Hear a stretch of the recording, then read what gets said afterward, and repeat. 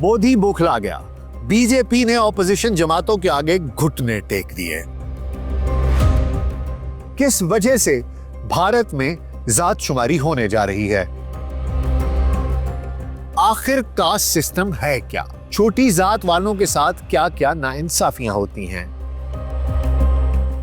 Caste census से छोटी जात वालों को क्या क्या फायदे हो सकते हैं? आखिर इसके सियासी अवामिल क्या हैं? आखिर इसके माशी अवामिल क्या हैं? आखिर इसके माशरती अवामिल क्या हैं? ये कास्ट सेंसस कब होगा? इसमें कितना टाइम लगेगा? क्या इसमें टेक्नोलॉजी का इस्तेमाल किया जाएगा?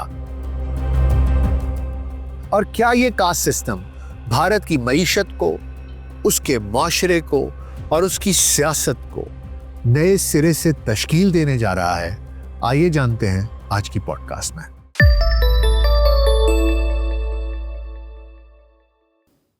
वीएलसी पॉडकास्ट में डॉक्टर नासिर बेग के साथ आपकी खिदमत में हाजिर हैं। अस्सलाम वालेकुम।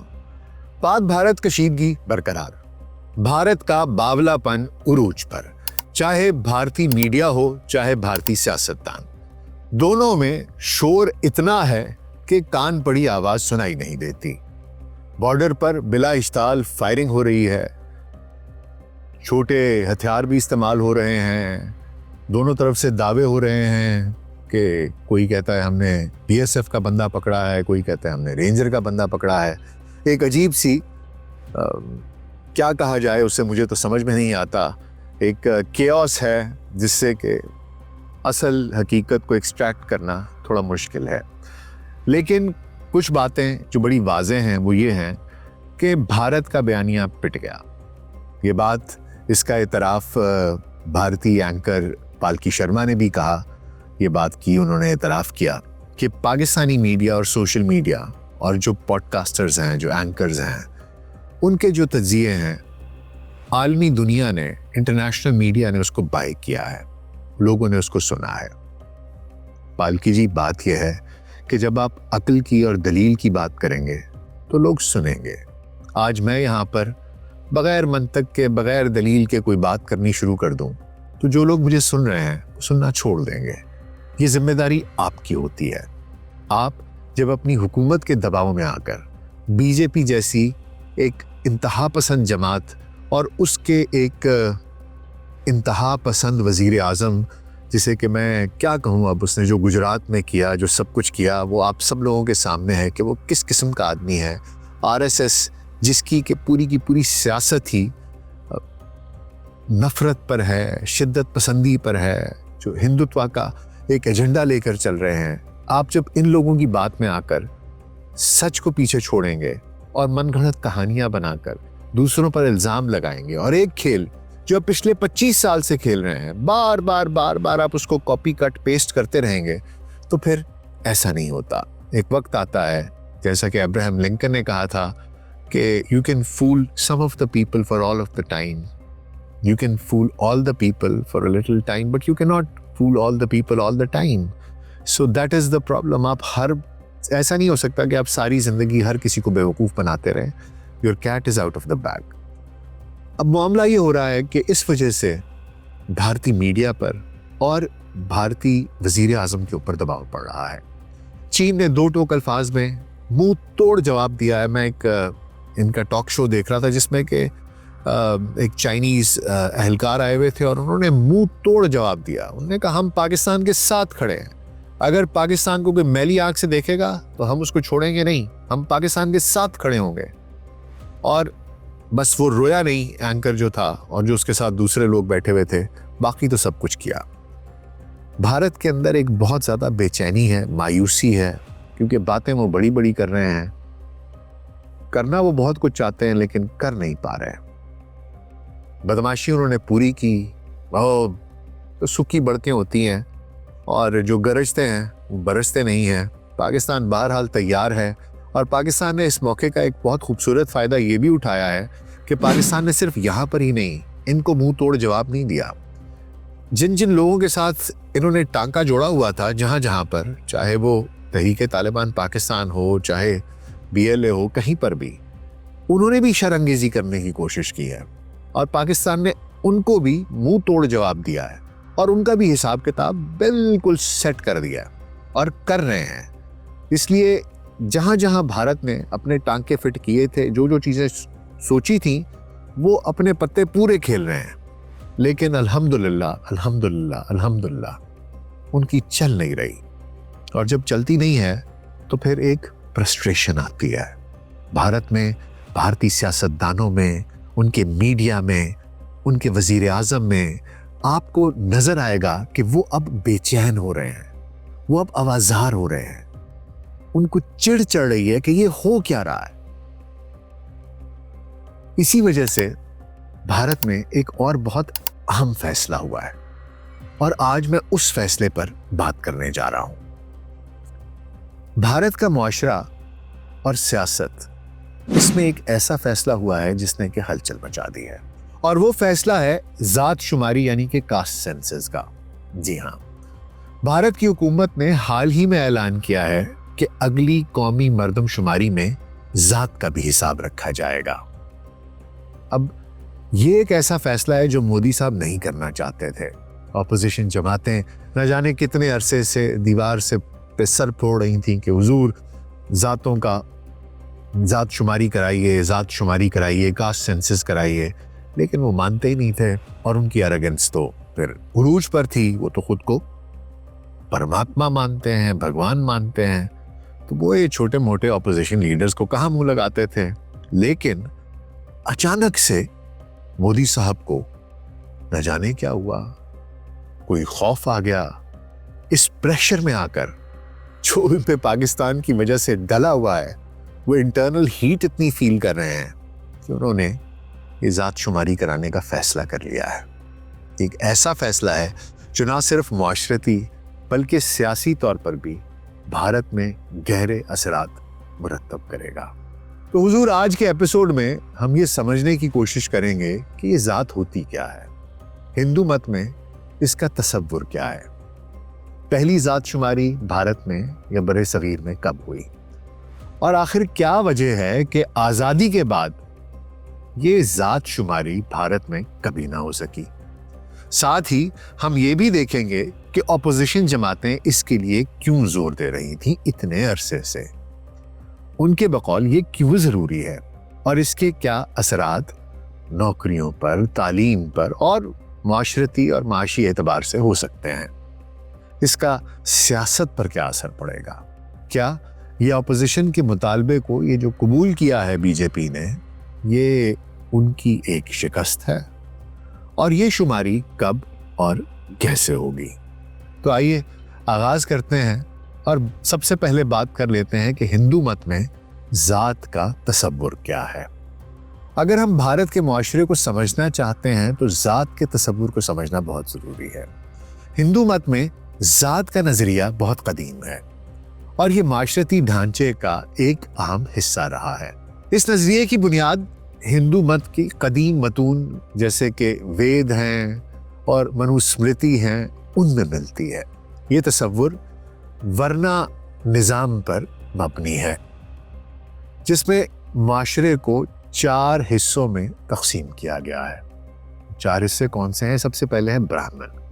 یہ وہ لوگ ہیں جو علماء ہوتے ہیں, پنڈت, پادری یا تعلیم سے وابستہ ہوتے ہیں. ان کا کام ہوتا ہے مذہب اور علم کی حفاظت کرنا.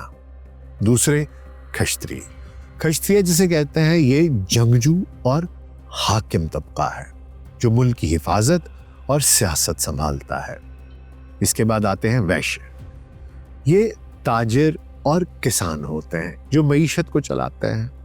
اور چوتھے نمبر پر آتے ہیں شودر. یہ وہ طبقہ ہے جو خدمت اور محنت کا کام کرتا ہے, یعنی کہ اسکلڈ ورکرز, مزدور, کاریگر, یہ لوگ اس میں شامل ہوتے ہیں. لیکن یہ بات یاد رکھیے کہ یہ صرف بنیادی ورنا نظام تھا, یہ اس کے بیسک نظام تھا. حقیقت میں یہ نظام بہت پیچیدہ ہو گیا اور ہزاروں ذاتیں اور ذیلی ذاتیں وجود میں آ گئیں. آج بھارت میں 4000 سے زائد ذاتیں ہیں. ہر ایک کی اپنی شناخت, روایات اور مقام ہے. دراصل یہ معاشرتی درجہ بندی ہمیشہ سے مسائل کا باعث رہی ہے. براہمن اور کھشتری عموماً اعلیٰ طبقات میں سمجھے جاتے ہیں, جبکہ شودر اور اس سے بھی نیچے جنہیں دلت یا शेड्यूल्ड कास्ट कहते हैं, उन्हें सदियों तक तशद्दुद और नाइंसाफ़ी का सामना करना पड़ा है। इसके अलावा दीगर पसमानदा तबकात या जिन्हें ओबीसीज कहते हैं, अदर बैकवर्ड क्लासेस, यानी कि दीगर पसमानदा तबकात, वो भी हैं जो दरमियाने दर्जे में आते हैं, लेकिन अक्सर माशरती और माशी तौर पर पीछे होते हैं। ये ज़ात का ढांचा ना सिर्फ माशरती है बल्कि माशी और सियासी ज़िंदगी पर भी असरअंदाज होता है। मिसाल के तौर पर आला ज़ातों के पास ज़्यादातर ज़मीन, दौलत और ताकत रही है, जबकि निचली ज़ातों को तालीम और नौकरियों में कम मौक़े मिलते हैं। ये तो था ज़ात का तसव्वुर। अब सवाल ये है कि ज़ात का हिसाब किताब कब शुरू हुआ। तो आइए ये जान लेते हैं कि पहली दफ़ा बरे सगीर पाको हिंद में, हिंदुस्तान के इस हिंदू मुआशरे में पहली दफ़ा ज़ात शुमारी कब की गई। भारत में ज़ात का पहला कौमी हिसाब सन 1871-72 में बरतानवी हुकूमत के दौर में किया गया। बरतानवी हुकूमत दरअसल ये चाहती थी कि वो भारत के माशरती ढांचे को समझे ताकि हुकूमत करना आसान हो। उस वक्त मर्दमशुमारी में ना सिर्फ ज़ात बल्कि मजहब, पेशा और उम्र जैसी चीज़ों का भी हिसाब रखा जाता था, और ये सिलसिला तकरीबन करीब 50 साल तक चलता रहा, यानी कि 1881 से 1931 तक हर 10 साल के बाद मर्दमशुमारी होती रही। आखिरी ज़ात शुमारी जो बरतानवी हुकूमत ने की वो 1931 में हुई, और उसमें 4147 ज़ातों का जिक्र था। ये डेटा बहुत अहम था क्योंकि इसने भारत के मुआशरती ढांचे की एक वाज़ेह तस्वीर पेश की। लेकिन ये शुमारी सिर्फ हुकूमत के लिए नहीं थी, इसने माशरती और सियासी तहरीकों को भी जन्म दिया, खुसूसन निचली ज़ातों के हुकूक की जंगें, उनकी तहरीकें। 1947 में पाकिस्तान और हिंदुस्तान दोनों आज़ाद हो गए और हिंदुओं की जो अक्सरियत है वो हिंदुस्तान चली गई। लेकिन आज़ादी के बाद 1951 में भारत की पहली कौमी मर्दमशुमारी हुई, लेकिन उस बार हुकूमत ने फैसला किया कि ज़ात का हिसाब नहीं रखा जाएगा, सिवाय शेड्यूल्ड कास्ट के और शेड्यूल्ड ट्राइब्स के। इसके पीछे उनका एक मंतिक था जिसको कि उन्होंने कुछ ऐसे बयान किया कि जो भारत के पहले वज़ीर आज़म थे दरअसल जवाहरलाल नेहरू, उनका एक नज़रिया था। बकौल उनके वो कहते तो ये थे, अब वो नज़रिया क्या था आपको बताए देते हैं। उनका नज़रिया ये था कि हिसाब रखना माशरती यकजहती के ख़िलाफ़ है। उनका ख्याल था कि एक नए मुत्तहद भारत में ज़ात की जो शनाख्त है उसको ख़त्म कर देना चाहिए, ना कि उसे मज़ीद मजबूत किया जाए और उसको जड़ें पकड़ने दी जाएं माशरे में। यानी कि उनकी एक कोशिश थी कि जो नया भारत बन रहा है उसमें ज़ात का तसव्वुर किसी तरीके से धीरे धीरे रफ्ता रफ्ता ख़त्म हो जाए। लेकिन ये फ़ैसला हर एक के लिए काबिल कबूल नहीं था। 1961 में मरकज़ी हुकूमत ने सूबों को इजाज़त दी कि वो अपनी दीगर पसमानदा तबकात यानी कि अदर बैकवर्ड क्लासेस, ओबीसीज, उनकी फ़हरिस्त तैयार करें। लेकिन कौमी ज़ात शुमारी फिर भी नहीं की गई। एक और कोशिश 2011 में भी हुई जब माशरती, माशी और ज़ाती शुमारी की गई, यानी कि SECC, लेकिन उसका डेटा भी कभी मुकम्मल तौर पर अवाम के सामने नहीं लाया गया और उसको हुकूमत यही कहती रही कि ये गैर मुस्तनद डेटा है, इसको हम एक्सेप्ट नहीं करते। तो सवाल ये है कि आज़ादी के बाद इतनी दिहाइयों तक ज़ात शुमारी भारत में क्यों नहीं होने दी गई? आखिर कोई ना कोई वजह तो होगी। तो आइए उन वजूहात के ऊपर कोई रोशनी डाल लेते हैं कुछ थोड़ी सी, कि आखिर क्या वजूहात थी कि भारत हिचकिचाता रहा, गुरेज करता रहा कि ज़ात शुमारी ना की जाए। दरअसल आज़ादी के बाद ज़ात शुमारी ना करने के पीछे कई वजूहात थी। पहली वजह तो सियासी और माशरती थी। नेहरू और कांग्रेस के कायदीन का ख्याल था कि ज़ात का हिसाब रखना माशरे में तफरीक पैदा करता है। वो एक ऐसा भारत बनाना चाहते थे जहाँ पर हर शख्स की शनाख्त सिर्फ भारतीय हो, ना कि किसी ज़ात या मज़हब की। दूसरी वजह यह थी कि ज़ात का डेटा इकट्ठा करना बहुत पेचीदा काम है। भारत में हजारों जातें और ज़ेली जातें हैं और उनकी तस्दीक करना, उनकी दर्जाबंदी करना और गलत बयानी से बचना आसान नहीं है।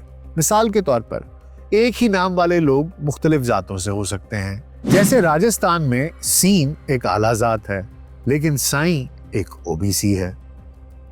तीसरी वजह सियासी दबाव था। आला जातों के कुछ तबकों का ख्याल था कि जात शुमारी से उनका सियासी और माशी गलबा खतरे में पड़ सकता है।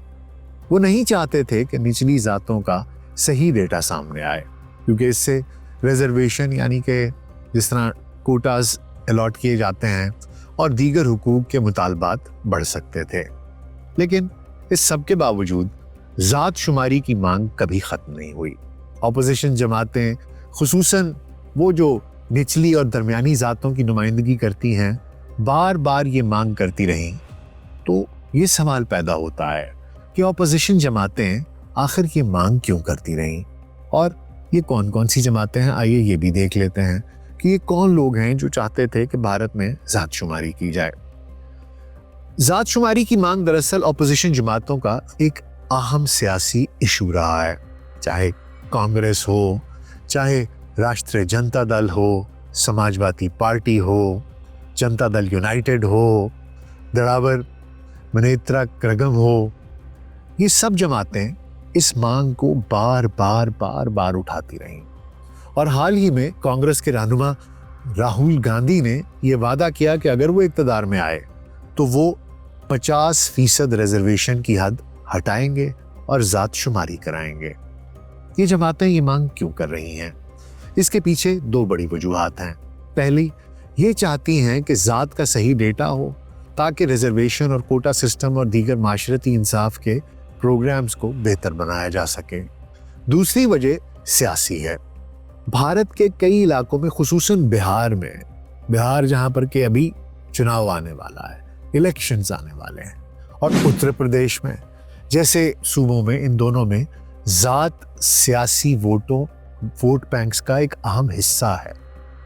जो वोट्स पड़ते हैं वो जात की बुनियाद पर पड़ते हैं, और अगर जात का डेटा सामने आएगा तो ये जमातें इसे अपने फायदे के लिए इस्तेमाल कर सकेंगी ताकि निचली और दरमियानी जातों को उनके वोट हासिल किए जा सकें।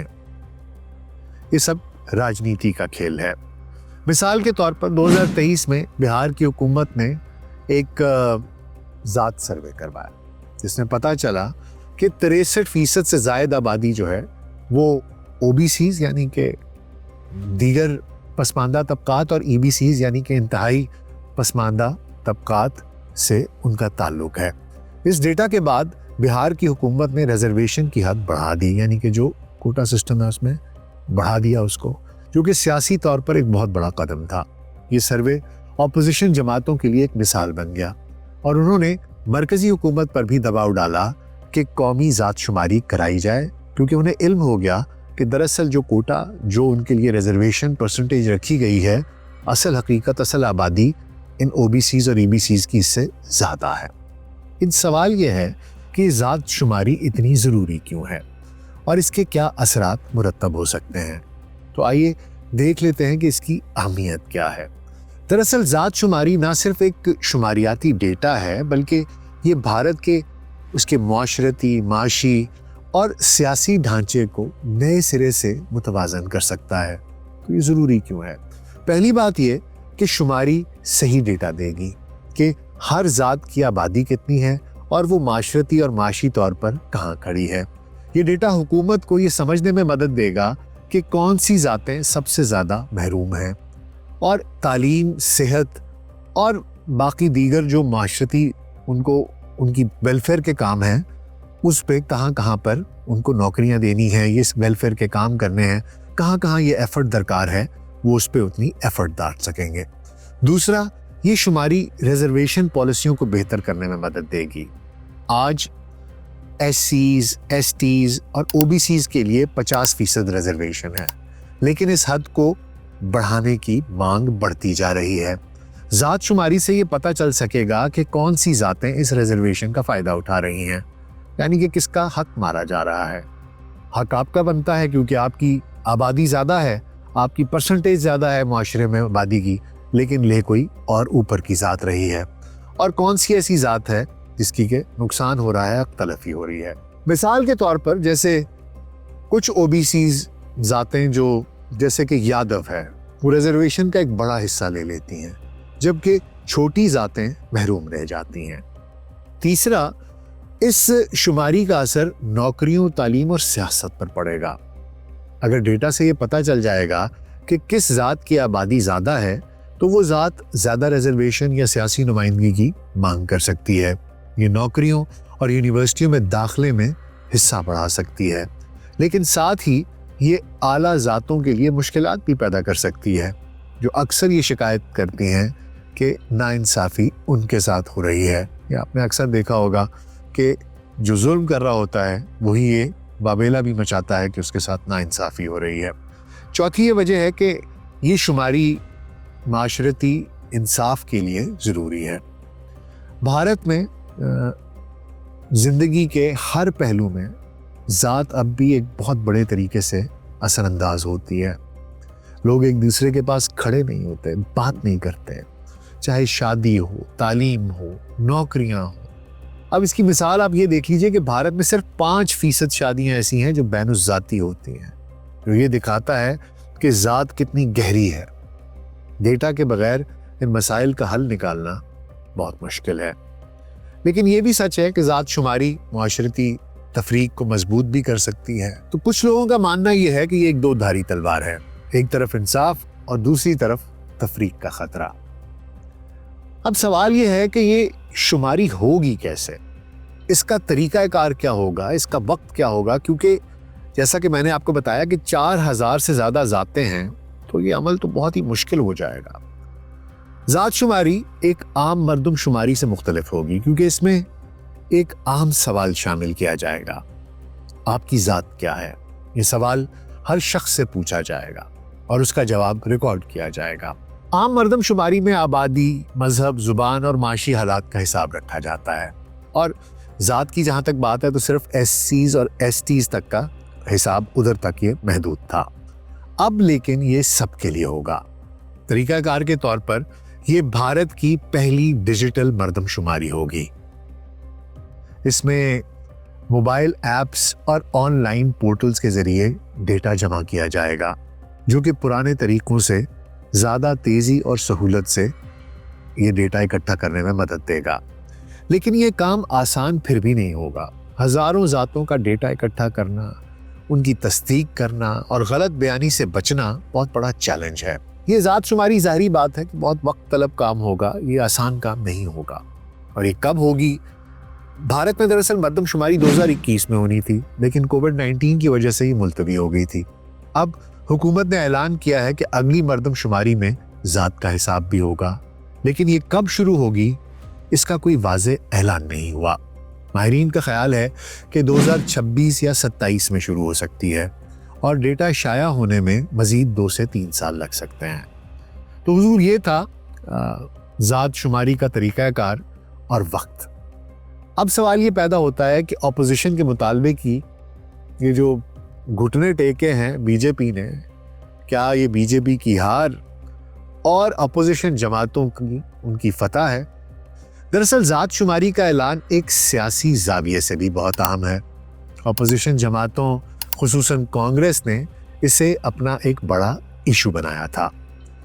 اب جب بی جے پی کی حکومت نے یہ مانگ مان لی ہے تو کچھ لوگ کہہ رہے ہیں کہ یہ اپوزیشن کی جیت ہے، لیکن حقیقت شاید اتنی سادہ نہیں ہے، کیونکہ مودی صاحب پریشر میں آ کر یہ کام کر رہے ہیں یا اگلے چناؤ کو سامنے رکھ کے کر رہے ہیں؟ کیا وہ اسے ایجنڈا بنائیں گے؟ بی جے پی نے شاید یہ فیصلہ سیاسی مجبوریوں کے تحت کیا ہے۔ بہار کے انتخابات قریب ہیں اور وہاں ذات ایک عام سیاسی ایشو ہے۔ بی جے پی کے جتنی بھی نئی اتحادی ہیں، جیسے کہ نتیش کمار ہیں، وہ ذات شماری کے سخت حامی ہیں۔ اب اگر بی جے پی نے یہ مانگ نہ مانی ہوتی تو اس کا سیاسی اتحاد بھی خطرے میں پڑ سکتا تھا، اور عین ممکن ہے کہ مودی صاحب کی جو حکومت ہے، مخلوط حکومت، وہ بھی شاید خطرے میں پڑ جاتی۔ اس لیے یہ فیصلہ شاید ایک سیاسی چال ہے، نہ کہ کوئی ہار۔ اس شماری کا سیاسی اثر یقینی طور پر بہت گہرا ہوگا. اگر ڈیٹا سے پتہ چلے کہ OBCs یا کسی اور ذات کی آبادی زیادہ ہے تو یہ جماعتیں اپنی سیاسی طاقت بڑھا سکتی ہیں.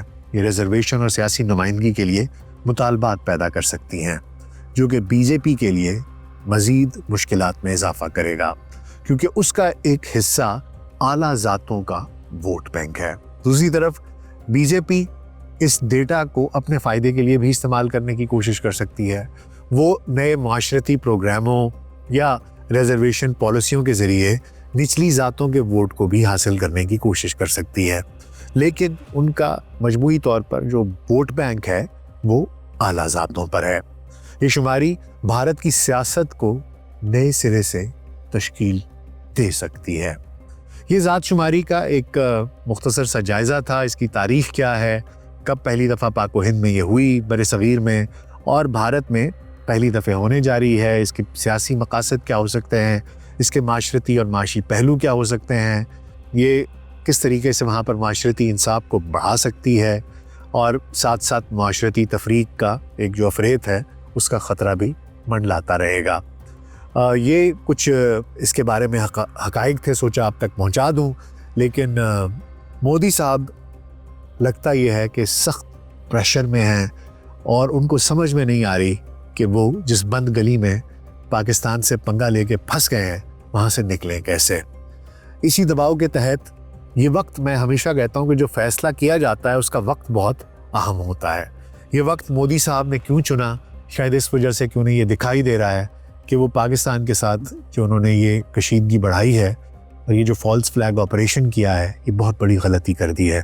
نہ ملک میں لوگ اسے مان رہے ہیں, لوگ آوازیں اٹھا رہے ہیں, میڈیا علیحدہ شور مچا رہا ہے, کچھ ان کے حق میں ٹانٹا کر رہا ہے, کچھ لوگ تنقید کر رہے ہیں, اور انٹرنیشنل جو ایرینا ہے اس میں لوگوں نے اس کے اوپر کوئی کان نہیں دھرا, اور جو پاکستان کے دوست ہیں وہ ان کے ساتھ پکے مضبوطی کے ساتھ کھڑے ہیں. پاکستان کی حکومت نے, پاکستان کی عوام نے, پاکستان کی افواج نے اسے منہ توڑ جواب دیا ہے, آنکھوں میں آنکھیں ڈال کر للکارا ہے کہ اچھا آنا ہے تو آ جاؤ. ایسے میں مودی صاحب کے لیے بہت مشکل ہے, جتنے بڑے بڑے وہ دعوے کر چکے ہیں اور جتنے بڑے بڑے وہ تھریٹس دے چکے ہیں, اس کے بعد انہیں سمجھ نہیں آ رہی کہ بیک ٹریک کیسے کیا جائے. ایسے میں انہیں دکھائی دے رہا ہے کہ سیاسی پریشر بڑھے گا, بہار کے بنگال کے الیکشنز ہیں, اس چناؤ میں کیا کریں گے. یہ ساری کی ساری حکمت عملی اس سے بچنے کے لیے کی جا رہی ہے. اس سیاست کی, جسے ہندی میں کہتے ہیں کہ یہ سب راجنیتی کا کھیل ہے, سب کا سب پاور ریٹین کرنے کی کوشش ہے. لیکن مودی صاحب آپ آج لکھ لیجئے, آپ کا برا وقت شروع ہو چکا ہے, اور یہ آپ لکھ لیجئے, اگر اس سال نہیں تو یہ میں آپ کو بتا دوں کہ آپ یہ ٹرم پوری نہیں کریں گے انشاءاللہ. یا مجھ سے لکھوا لیجئے, آپ کا قصہ تمام شد, یہ گارنٹی آپ میرے سے لے لیں. آج کا پروگرام بس اتنا ہی. اپنا بہت خیال رکھیے گا. شکریہ.